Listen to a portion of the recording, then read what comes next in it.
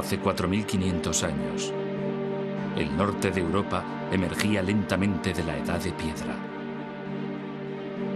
En el Mediterráneo, Grecia y Roma aún no habían empezado a echar raíces.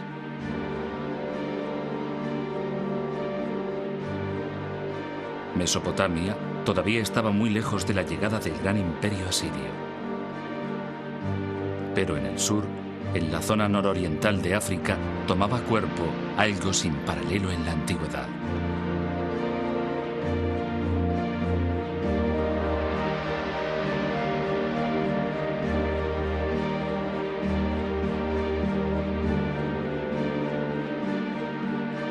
A orillas del Nilo, en Egipto, surgieron 3 pirámides colosales, 3 monumentos levantados por la civilización más duradera que ha existido en el mundo.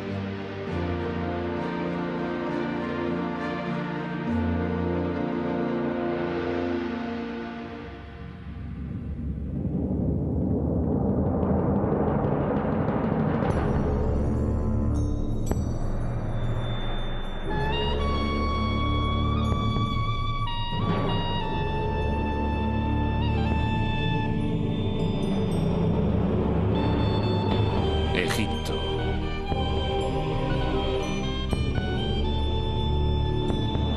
Del caos a los reyes.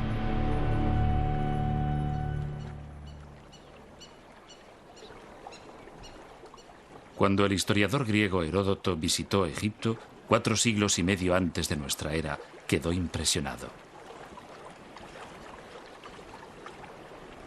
Las maravillas eran mayores que en cualquier otro país, observó.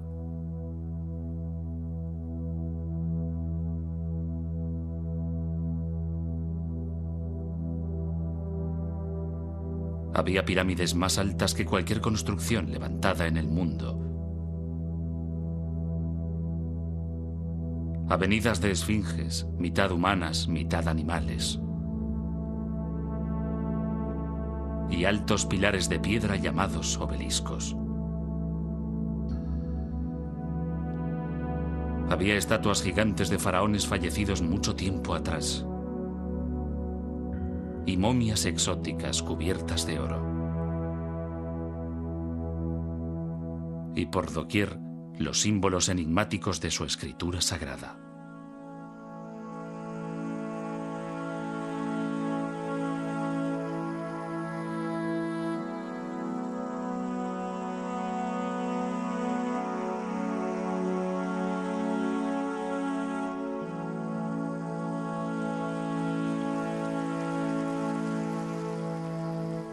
Aquí, llegada de los abismos del tiempo, había una civilización que había florecido durante más de 3000 años.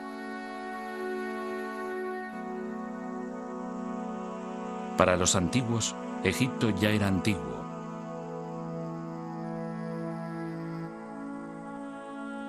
Cleopatra, que reinó en el siglo I antes de nuestra era, está cronológicamente más cerca de nosotros que de los faraones que levantaron las pirámides. Egipto es tan antiguo que durante siglos sus orígenes permanecieron envueltos en el misterio.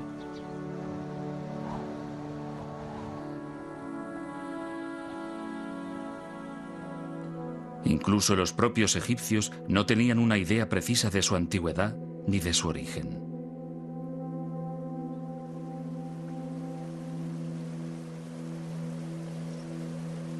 Heródoto dijo que Egipto era un don del Nilo. Pero los egipcios sabían desde el principio que la vida en el Nilo podía ser muy precaria. Rodeados por una extensión infinita de desierto, vulnerables ante un río impredecible y un clima que podía cambiar súbitamente, la civilización egipcia se forjó en parte como respuesta a un entorno natural muy duro.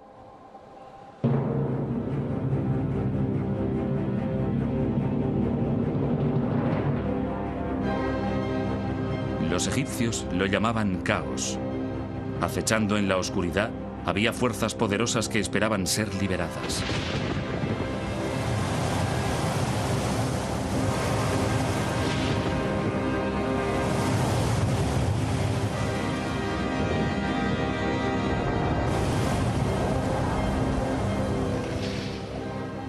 La catástrofe podía llegar en cualquier momento y por ello los egipcios se aferraban a una creencia profunda. El orden, opuesto al caos, era la voluntad de los dioses. Para mantener el orden y dominar el caos, los egipcios imaginaron un rey que era un dios vivo, la manifestación terrestre de Horus, el halcón, el gobernante de los cielos. Enfrentado a él estaba el dios del desgobierno, Set, el precursor del caos. El eterno conflicto entre orden y caos guiaría, finalmente, el destino de la civilización egipcia. Pero la verdadera historia de lo que ocurrió se desvaneció con el paso del tiempo.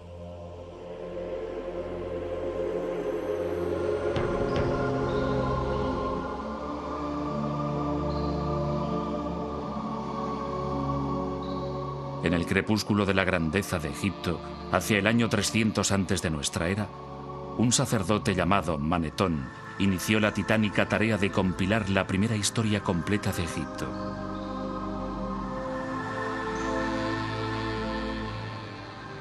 Pudo haber sido un reto desalentador, pero en las bibliotecas de los templos y en los muros de los lugares más sagrados de Egipto ya se habían escrito algunos volúmenes.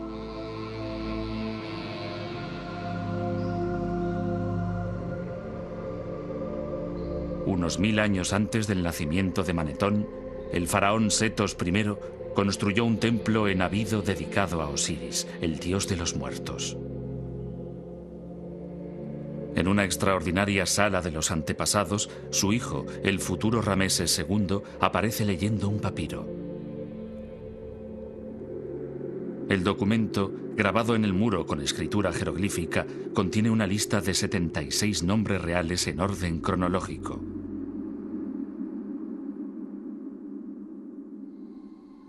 Cada nombre está rodeado por un estilizado anillo de cuerda. Este símbolo, llamado por los egiptólogos cartucho, identifica a un faraón.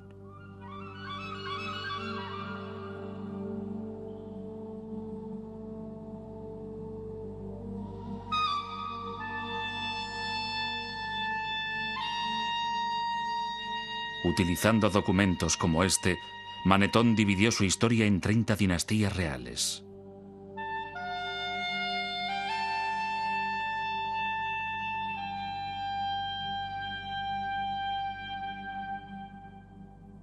El rey Menes fundó la primera dinastía egipcia hacia el año 3100 antes de nuestra era. Según Manetón, reinó 62 años, durante los cuales expandió las fronteras de Egipto y adquirió una notable fama antes de ser arrollado por un hipopótamo.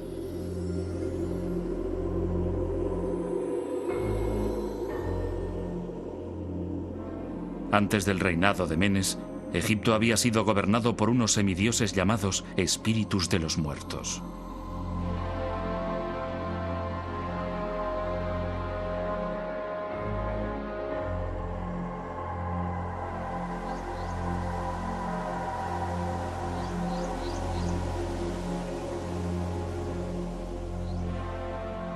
Pero sus nombres se habían perdido en el olvido hacía mucho tiempo. ¿Eran los espíritus de los muertos historia o mitología? ¿Dónde empezó en realidad la civilización egipcia? Irónicamente, no comenzó en las orillas del Nilo.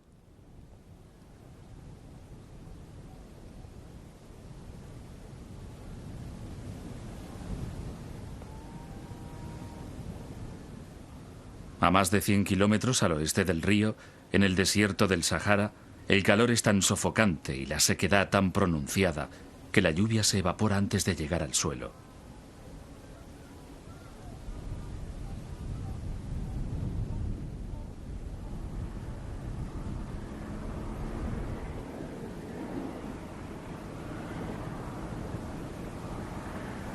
Aquí, en este paisaje desolado, vivió una tribu de nómadas que pudieron haber sido los antepasados de los faraones.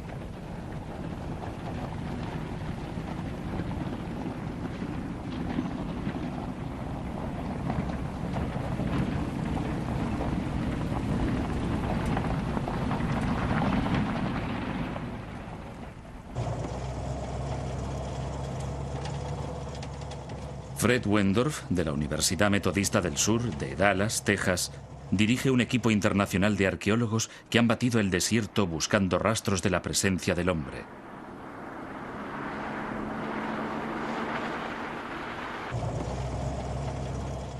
En 1974 localizaron un antiguo asentamiento en el borde de una depresión poco profunda que llamaron Playa Napta.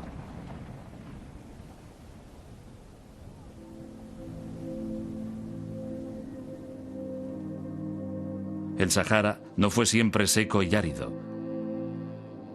Las fechas obtenidas por radiocarbono revelan que, hacia el año 8000 antes de nuestra era, el monzón tropical africano se desplazó hacia el norte, dando lugar a la caída de lluvias torrenciales en el desierto y a la formación de lagos estacionales.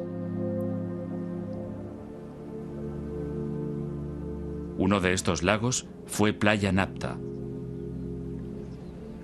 Aquí, rodeados por zonas de pastos para alimentar a su ganado, la gente podía protegerse del calor y de las variaciones climáticas del desierto.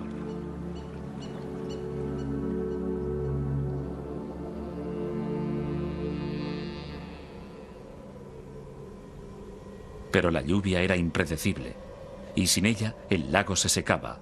3 días sin lluvia señalaban el paso de la vida a la muerte.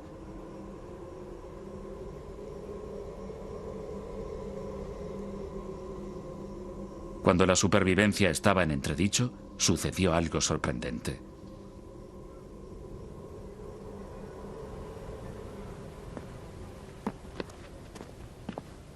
El codirector de la expedición, Romuald Schill, de la Academia Polaca de Ciencias, descubrió un pequeño círculo de piedra, un Stonehenge en miniatura, pero 2000 años más antiguo.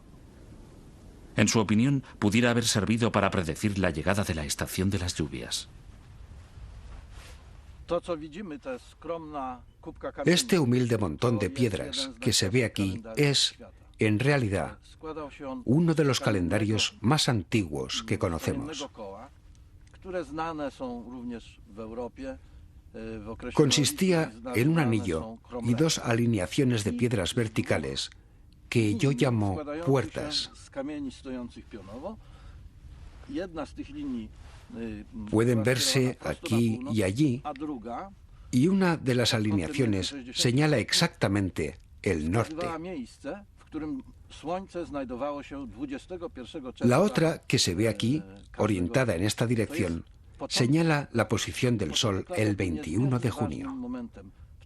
Este día comienza el verano, comienza la estación de las lluvias en esta franja de África.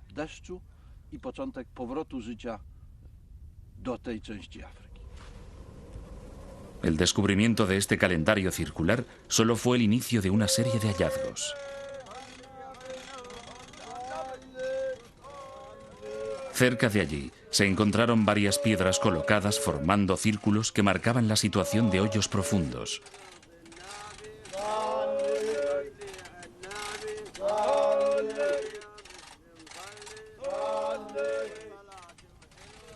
Las piedras, algunas de las cuales pesaban más de 1,5 toneladas, no procedían de Playa Napta, habían sido llevadas hasta aquí desde una lejana cantera. Para los habitantes del desierto, transportar grandes piedras y levantarlas era algo que requería un inmenso esfuerzo y mucha organización. Siendo así, ¿por qué lo hicieron?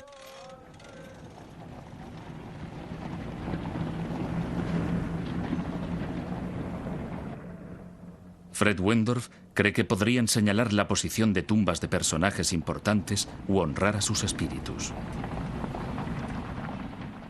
Tal vez la tumba de alguien con suficiente poder para interceder ante los dioses y atraer la lluvia. Uno de los objetos más imponentes fue hallado en este hoyo, tal vez la última morada de un caudillo o un gobernante. A primera vista parecía un bloque normal, pero cuando Wendorf lo examinó con más detalle, resultó ser una escultura primitiva.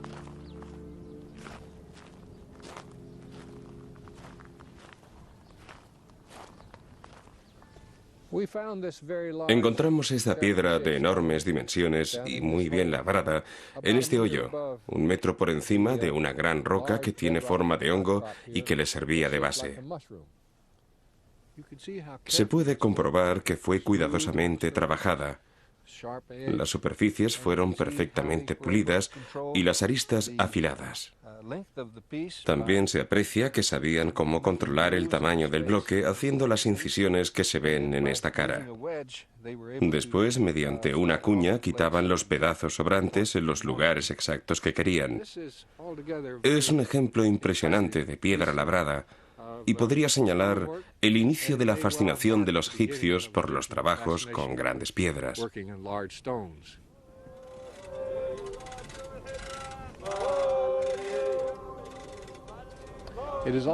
También es una prueba importante de la existencia de diferentes estratos sociales, porque se necesitó habilidad para controlar a la multitud de hombres dedicados a dar forma al bloque y ponerlo en una posición que encajara con la piedra que lo sustentaba.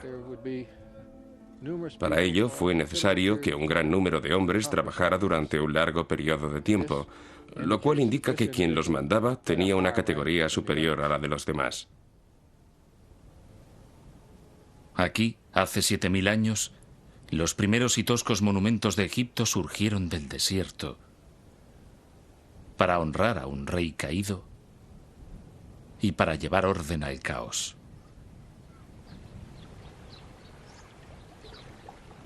Pero para los habitantes de Playa Napta, el tiempo llegaba a su fin.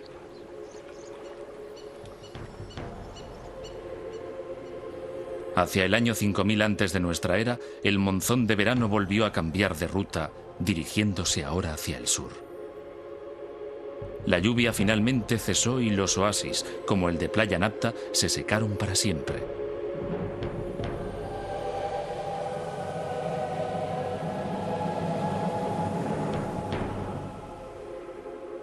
Obligados a abandonar el desierto, sus habitantes tomaron el camino del este, hacia el Nilo.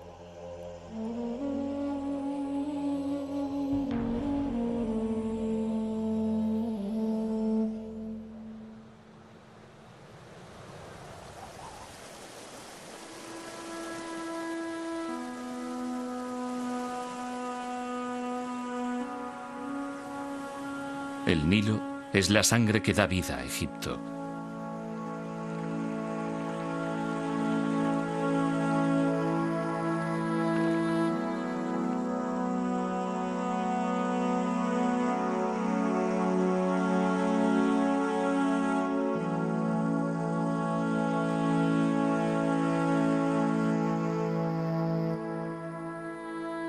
Desde su nacimiento, en las profundidades del este africano, el río fluye hacia el norte durante unos 6000 kilómetros antes de llegar a Egipto, donde forma un oasis que se extiende a lo largo de unos 900 kilómetros.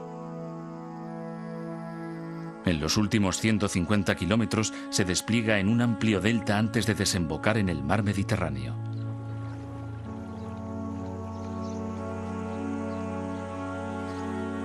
Para la historia egipcia, el Nilo fue a la vez una bendición y una maldición.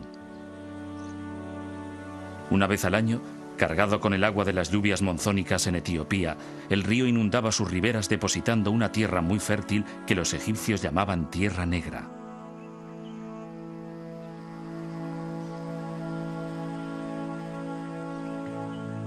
Sin el río, Egipto sería estéril.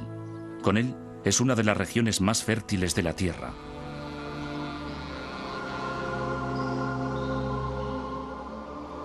Pero en el pasado, el río era tan impredecible como la lluvia en el desierto. Una crecida demasiado alta podía arrasar aldeas. En cambio, si era demasiado baja, ocasionaba hambre. Para escapar del caos de la incertidumbre, los egipcios idearon el primer calendario del mundo basado en 3 estaciones de 4 meses cada una. Es el modelo del calendario que utilizamos en la actualidad. Pero entonces no estudiaban el tiempo, estudiaban el Nilo.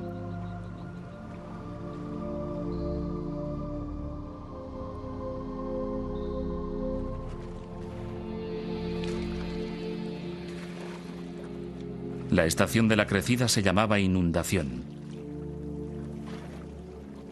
En invierno, cuando el agua se retiraba, se procedía a cultivar la tierra emergente.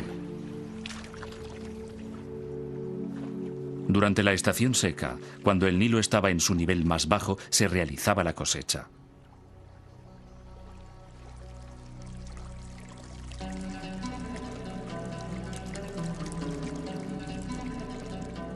Trabajando unidos, los egipcios abrieron pozos, levantaron diques para proteger sus aldeas y desarrollaron los rudimentos de la geometría para volver a establecer, después de cada inundación, las lindes de sus propiedades.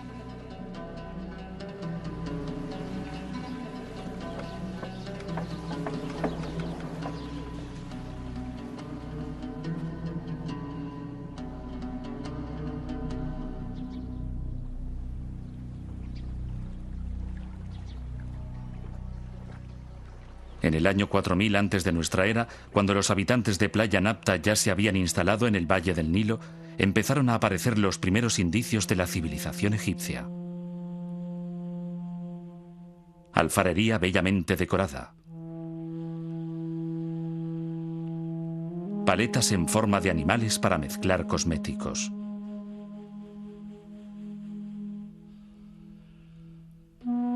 Y cuchillos de pedernal tan bien acabados que nunca han sido igualados, algunos con mangos de marfil bellamente tallados.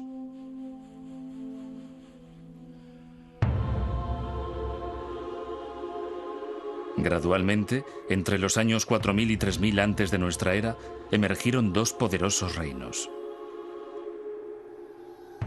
Al discurrir el río de sur a norte, el reino que floreció en el delta del Nilo recibe el nombre de Bajo Egipto, la tierra de las plantas de papiro. El reino del Alto Egipto, la tierra del loto, se desarrolló en el valle del Nilo. Los símbolos de las dos tierras se entrelazan a través de la historia egipcia. Significan la unión de dos territorios para formar la primera gran civilización del mundo.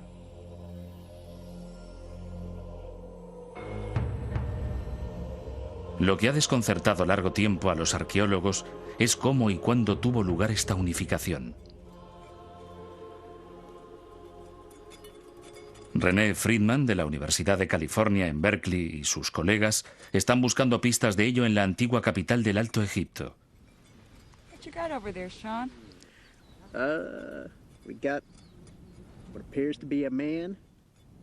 Llamada por los griegos Hieracómpolis, la ciudad del halcón, fue la primera ciudad egipcia.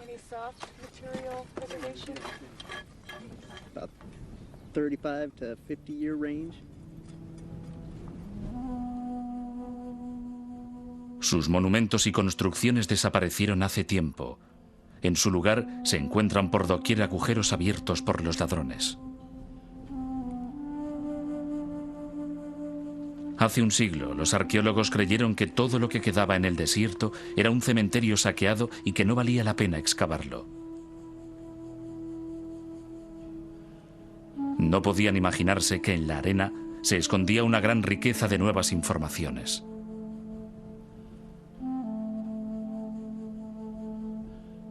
Recientes descubrimientos muestran que hace 5500 años Hieracómpolis era uno de los asentamientos más importantes que se levantaban a orillas del Nilo.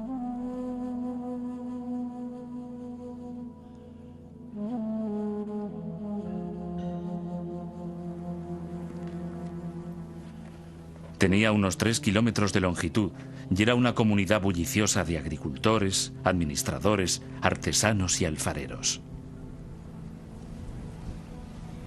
Un alfarero manufacturaba objetos de barro para sus vecinos. Firmaba sus vasijas presionando con el pulgar sobre el barro húmedo en el borde de las piezas. 5000 años más tarde, los fragmentos de esta cerámica aún cubren el terreno inmediato a su horno.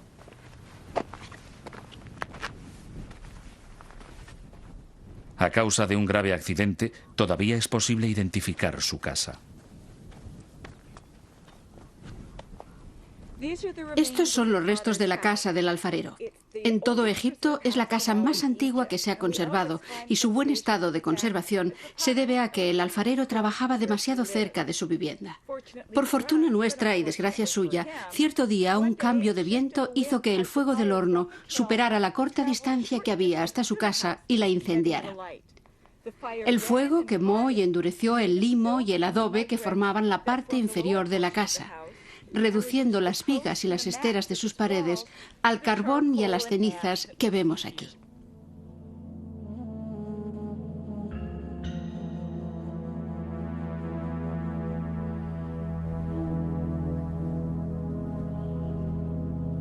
En la parte norte de la ciudad había un vasto complejo industrial donde se hallaban panaderías, graneros para almacenar trigo y las primeras cervecerías conocidas de Egipto.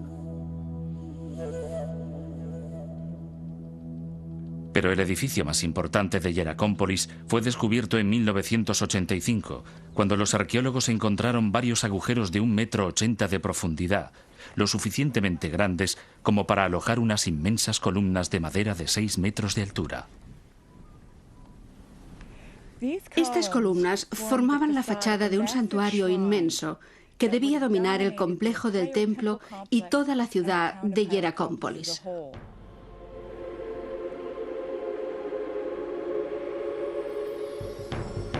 Es el primer templo conocido de Egipto.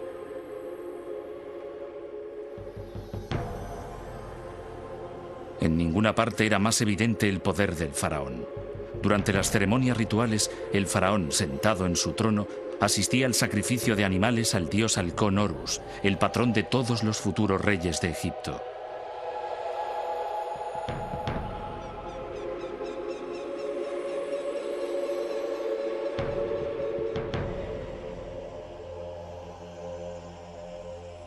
Pensado para recordar la silueta de un animal agachado con cuernos y una cola, el templo estaba ricamente decorado con esteras de colores y pilares, tal vez hechos con cedros importados del Líbano.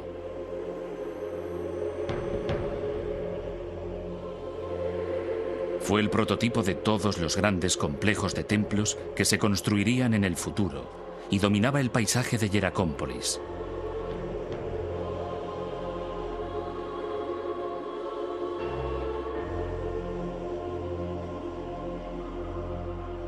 Pero a la ciudad del halcón le salió una rival en Buto, la capital del Bajo Egipto.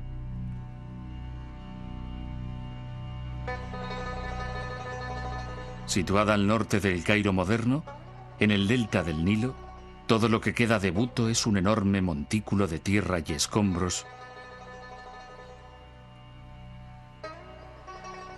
y estas piedras y estatuas que datan de 2000 años después.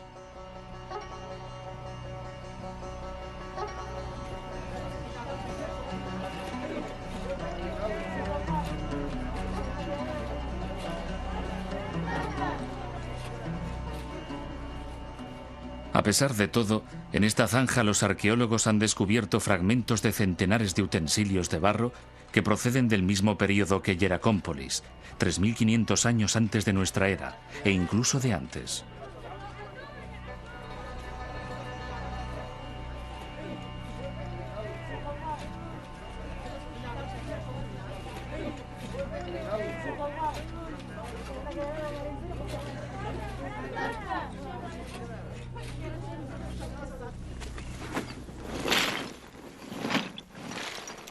Dina Faltings, del Instituto Arqueológico Alemán, es la responsable de la excavación y una experta en el estudio de cerámica antigua. Reuniendo fragmentos y comparándolos con la cerámica de Hieracómpolis, realizó un descubrimiento sorprendente.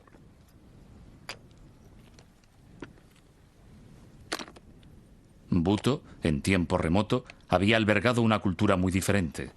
Los utensilios de Buto no alcanzaban la perfección de los del Alto Egipto.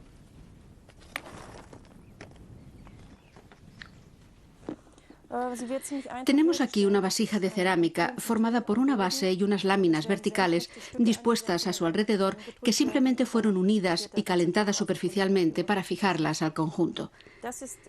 Se trata de una técnica poco evolucionada. En contraste con esto, tenemos algunas importaciones del Alto Egipto, como esta vasija. Es pequeña y elegante, de mayor calidad. Se observa incluso con el sonido. Las paredes son delgadas y la técnica más depurada. En el Alto Egipto tenían mejores hornos y evidentemente los habitantes del Bajo Egipto que hicieron estas vasijas lo sabían. Trataron de imitarlos, pero como su conocimiento del oficio y su desarrollo técnico eran inferiores, Los resultados fueron deficientes, como ponen de manifiesto estas vasijas que hemos encontrado.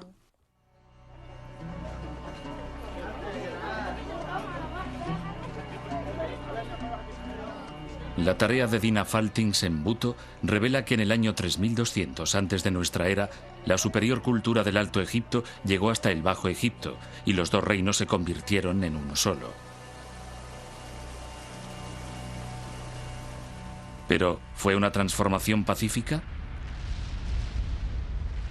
¿O fue sangrienta?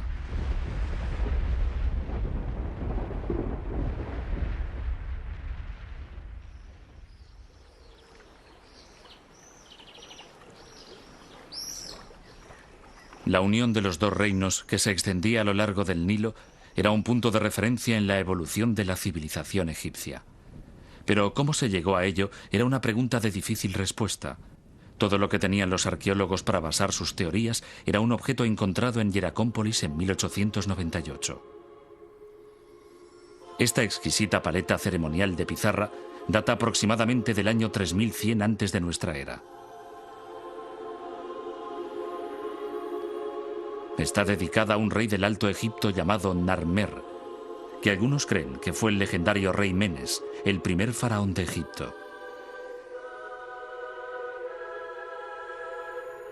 En una de sus caras, Narmer, tocado con una corona acabada en forma de bulbo, está a punto de golpear a un prisionero en presencia de Horus, el dios halcón de Hieracómpolis.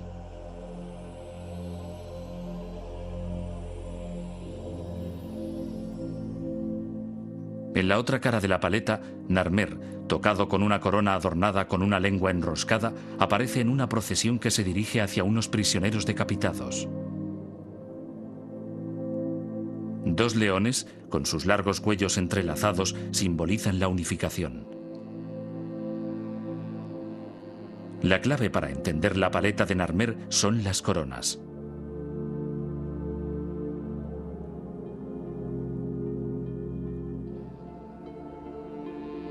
En el Alto Egipto, el rey llevaba una corona blanca con el extremo superior en forma de bulbo. En el Bajo Egipto, una corona roja con una larga y prominente lengua. Juntas forman una doble corona que significa que el faraón se ha convertido en el señor de las dos tierras.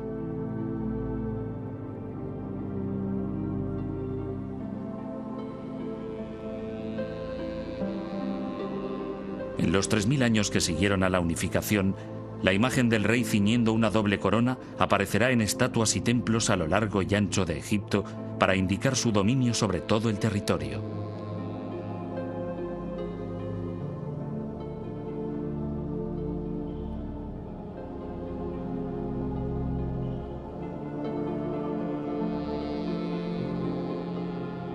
La paleta de Narmer parece confirmar que la unificación se llevó a cabo después de una conquista sangrienta. Durante un siglo fue la única prueba de ello, hasta que apareció un pequeño objeto en el cementerio real más antiguo de Egipto, Abido.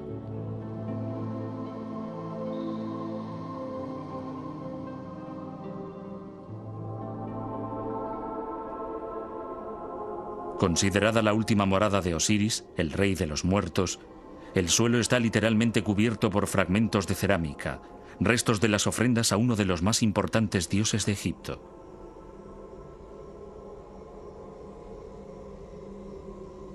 Mucho antes que los faraones construyeran las pirámides o tallaran sus tumbas en el Valle de los Reyes, los primeros gobernantes de Egipto fueron enterrados aquí en grandes tumbas construidas con adobe.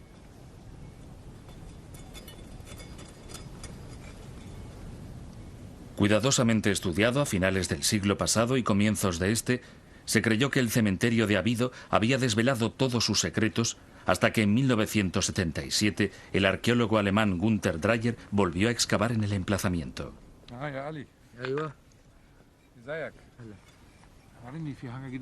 Desde entonces, él y su equipo han investigado de nuevo las tumbas de varios de los primeros reyes, incluyendo la del rey Narmer.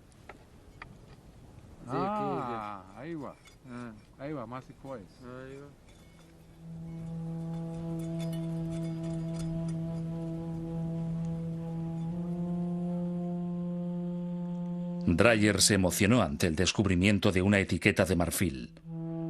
Este tipo de etiquetas solían ponerse en las tinajas de aceite. Aunque la que encontró era pequeña, encerraba una gran sorpresa. Parecía representar el mismo acontecimiento que la paleta de Narmer. Es una etiqueta de marfil del rey Narmer, hallada cerca de su tumba. Estas etiquetas servían para indicar la fecha de los cargamentos de aceite. En aquella época, las fechas se indicaban con los nombres de los años y estos nombres se elegían basándose en los acontecimientos más importantes del año correspondiente.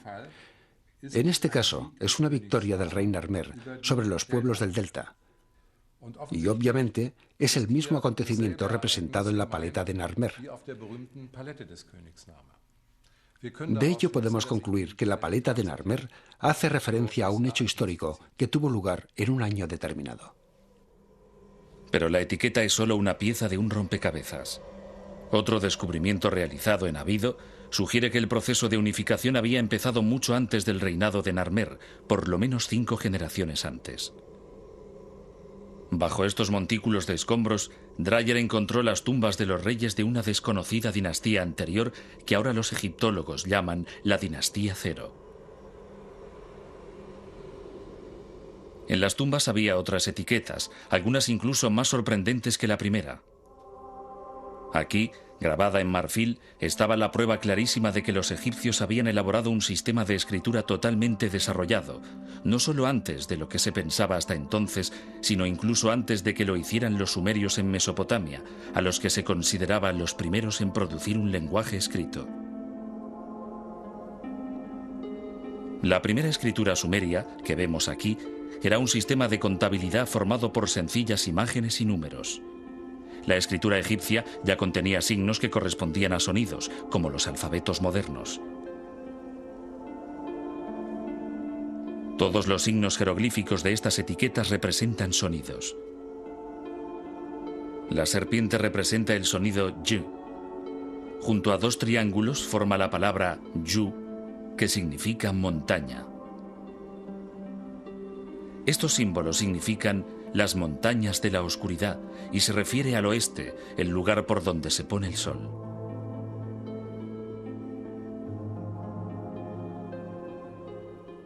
Los jeroglíficos de otras etiquetas indican que el rey ya recaudaba impuestos en el Alto y en el Bajo Egipto, una clara señal de que la unificación ya se había producido. Para consolidar el reino, se construyó una nueva capital en el punto de encuentro del Alto y el Bajo Egipto.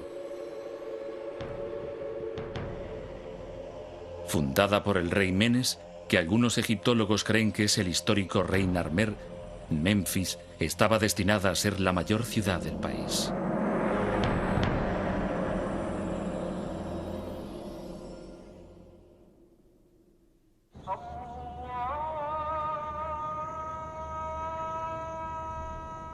Durante 3000 años, los faraones gobernarían Egipto desde Memphis.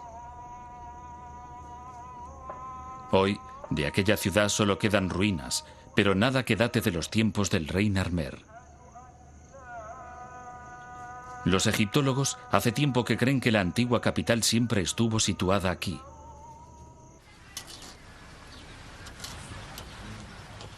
Pero David Jeffries, de la Sociedad de Exploración de Egipto, piensa que Memphis estaba en otra parte y ha dedicado 9 años de su vida a buscarla. Utilizando una sencilla perforadora manual, tomó una serie de muestras en los campos que hay a 3 kilómetros al oeste de las ruinas. Los sondeos señalaron una importante capa de objetos situada a 3 metros de profundidad.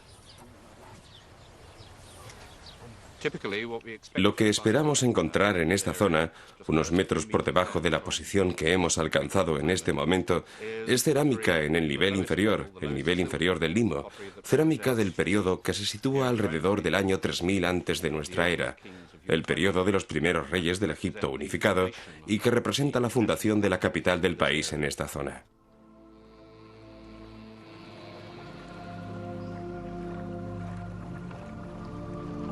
¿Cuál pudo ser la causa de que la primera capital de la nación, una gran ciudad con palacios y templos, casas y edificios administrativos, decidiera cambiar de emplazamiento?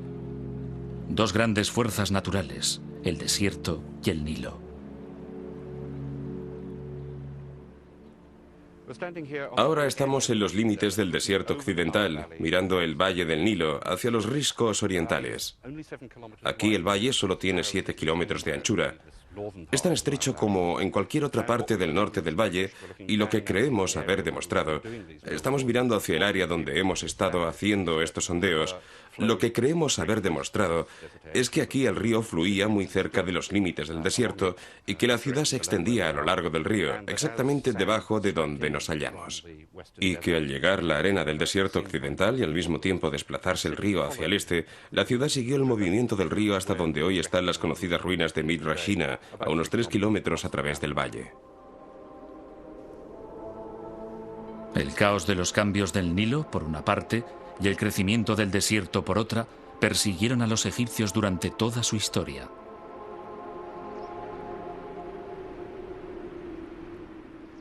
Para superar las continuas amenazas que los acechaban, pusieron su fe en un hombre y en el poder de los dioses.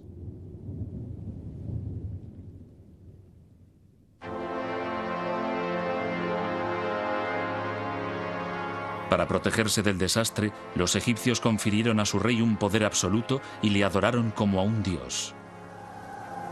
Solo una divinidad podía hablar con los dioses y solo una divinidad podía alejar el caos. Para mantener el orden, llamado Maat, personificado por una diosa sentada con una pluma en la cabeza, el faraón realizaba rituales diarios. Para apaciguar a los dioses, construía lujosos templos provistos de comida, bebida y otras ofrendas.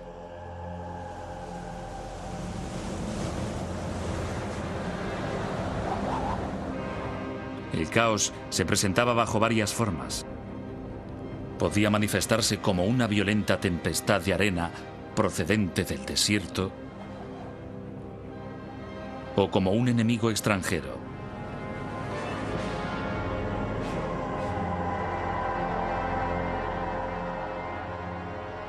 A través de la historia egipcia se repite una y otra vez la imagen de los faraones como guerreros triunfantes. Esta de Rameses II se encuentra en un templo construido unos 2000 años después de que Narmer conquistara el Bajo Egipto.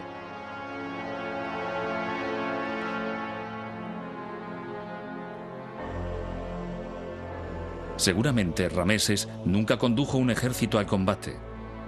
La imagen es más simbólica que real. Un mensaje que indicaba a todos los que lo veían que el rey cumplía su deber sagrado de mantener Maat, el orden divino.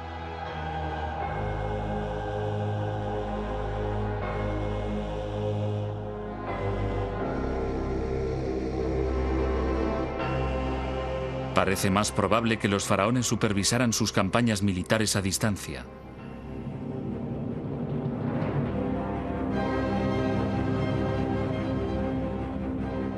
En el año 2280 antes de nuestra era, un importante oficial de la corte llamado Uni hizo que esculpieran los detalles de su extraordinaria carrera en los muros de su tumba. Uni explica cómo su faraón, Cíope I, se enfrentó a una tribu de nómadas. Cuando su majestad se enfrentó a los que moran en los desiertos del este, formó un ejército de varias decenas de millares de hombres procedentes de todo el Alto Egipto. Había nobles, portadores del sello, caudillos y jefes de las ciudades. Yo era el que los dirigía.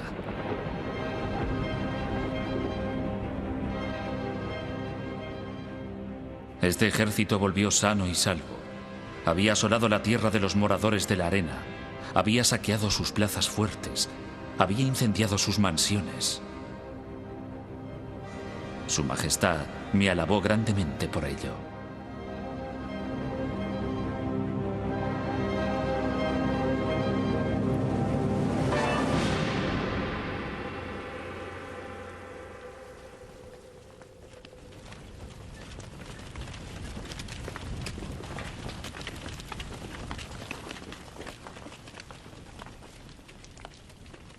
Con un tremendo poder y una gran fuerza destructora, el caos podía también surgir de la nada.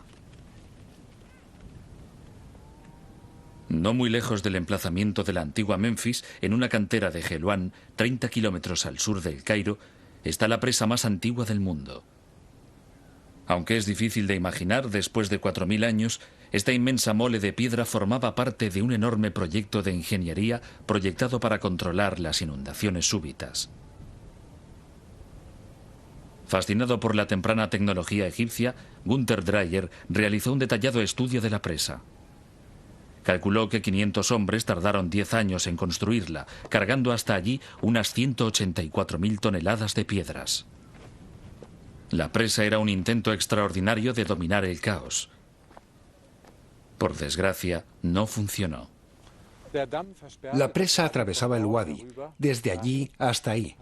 Tenía una longitud de unos 110 metros y una altura de unos 15. Era una construcción bastante sólida. La sección transversal habría tenido este aspecto. En la base, su longitud sería de unos 100 metros, en la parte superior de 60 metros. Estaba dividida en 3 partes. En el centro, un terraplén de arena y en los 2 lados un conjunto de piedras sin labrar cubiertas con bloques de piedra caliza. Por desgracia, una crecida se llevó la presa antes de estar terminada. El agua vino por aquí y destruyó la parte inacabada. Después, en unos minutos, enormes cantidades de agua bajaron por el Wadi y destruyeron todas las instalaciones inferiores. Así, el trabajo de unos 10 años y 500 hombres fue en vano.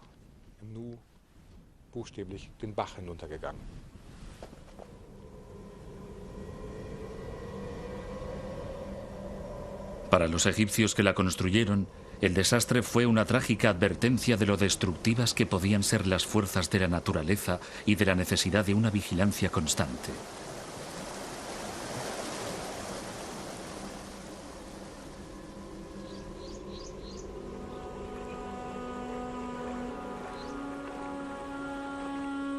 Fue la particular visión del cosmos de los egipcios, moldeada por su entorno, la que sostuvo la civilización más duradera del mundo.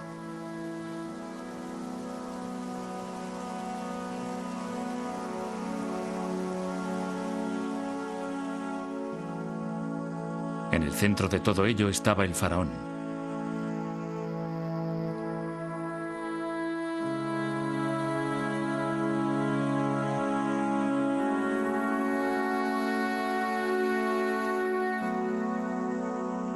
Con las artes forjadas por sus antepasados en el desierto y perfeccionadas a lo largo de las orillas del siempre cambiante Nilo, mantenía la balanza del universo con justicia y devoción.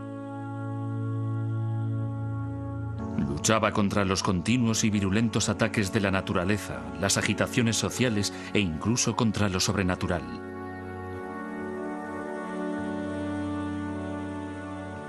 Pero al final, había una última batalla contra el caos de la que nadie podía escapar.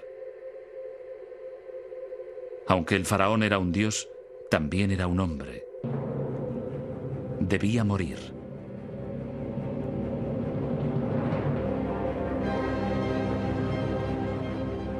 Para evitar la calamidad, ordenó a los egipcios que empezaran a acarrear grandes piedras hacia los límites del desierto.